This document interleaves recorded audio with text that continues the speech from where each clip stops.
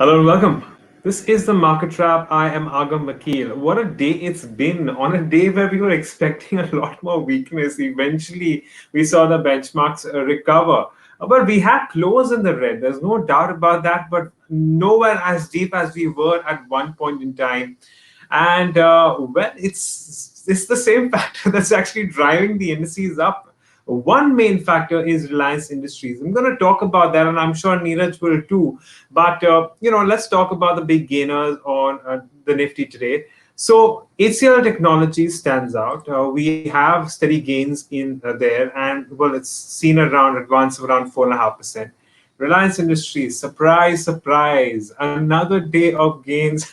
It's now comfortably above the mark of 2,100 rupees a share.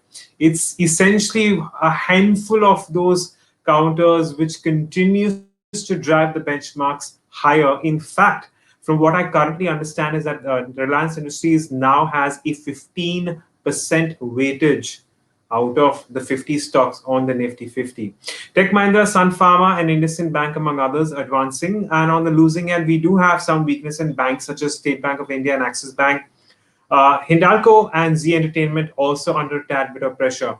But besides the benchmarks and the frontline stocks, let's talk about the broader markets. Let's talk about the NSE 500. Take a look at some of those counters which are actually moving, underneath, beyond just the top 50 counters. And you'll see that there certainly is still a lot more strength playing out for some of these names in the broader markets. When it comes to the advanced decline ratio too, it may not be as bad as one might expect. Well, we should have that one on your screen in a moment. There you have it. So we have about one gainer for two losers, and we have a lot of solid momentum in the likes of Emphasis reacting to earnings, of course. Even though earnings were not particularly fantastic, and we had granules advancing and just continues to see that strength. We were talking about granules even yesterday. Deepak Nitrite, National Fertilizers, CSP Bank, PNC Infratech all advancing in trade. Persistent Systems also advancing. On the losing end, you have Dishman Carbogen locked in a lower circuit of 5%. As is the case for Future Retail, Hathway Cable, of course, which has gone into trade-to-trade segment, and Cholamandalam Investment, which is down around 5.5%. Dilip Bilcon, which was up yesterday, is down 4.5%. But let's get in our market editor, Niraj Shah, for his thoughts about how today has panned out and what he has seen through the course of the week. Niraj, good afternoon. Why were you surprised, Agam, with what Reliance is doing? No, not really. I, Shouldn't be actually not at all because of the kind yeah, of momentum that we have seen. Yes. yeah, isn't it? I mean, it's just become. I mean, it's just leading. The market seems to be a one-trick pony of sorts. I know, IT did well, so I don't want to take away from that they did well, but the market seems to be a bit of a one-trick pony of late, and it's every short seller's nightmare or every long-only person's uh, biggest. Tailwind that Reliance is doing what it is doing. I mean, the partly paid up share from 700, I was talking about this yesterday, 1200 and whatever, 50 or 1284 or thereabouts. This has been crazy moves really for both Reliance. So the market seems to be a bit of one trick pony. But, Agam highlighted a couple of very important points. I think the market seems to be in a mood of rewarding results as well, good results. So emphasis today, right? And the numbers seemed optically below estimates.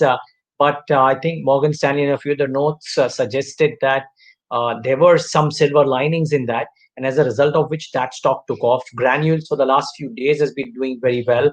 Ahead of results, Agam was speaking about Persistent, that has gone up about 5%, and maybe that one too could come out with good numbers. So I think the market seems to be rewarding good numbers for sure. And for now, we've had good numbers. The question is whether it will last or no. I think what could be very interesting is while Asian Paints has come out with results in the dying moments of trade, their commentary on the call today from 6 to 7 could well determine what the stock does on Monday. And we have four other index names to contend with before the numbers come out on Monday. So while we'll watch out for Asian Paints, yes, and that did what it did. I think watch out for ITC, watch out for ICICI Bank, JSW Steel. All of these would be very important numbers to monitor, considering that they all come out post-market hours today and before Monday. And then Agam, next week we'll be waiting for Reliance Industries as well. That will come out with results on Thursday, and boy, it promises to be a really interesting one to see if indeed the big boy the numbers complement the kind of run up that we've seen. Absolutely, and staggering because until maybe 3 or 4 days ago, we were seeing a lot of resistance around the 2000 mark.